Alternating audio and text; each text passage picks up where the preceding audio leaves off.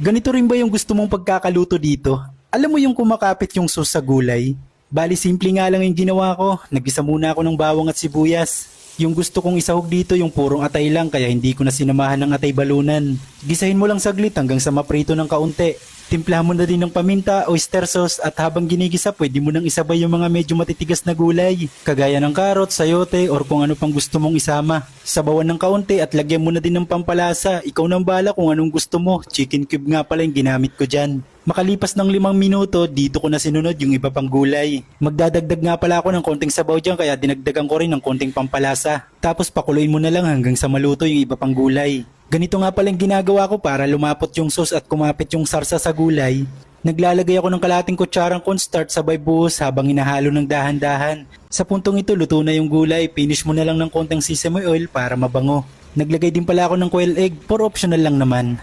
Ayan na guys! Tingnan mo naman, parang ang sarap papakin no? Kahit hindi ka na talaga magkanin. Maraming salamat nga pala sa mga bagong followers natin. At kung gusto mo ng mga ganitong video,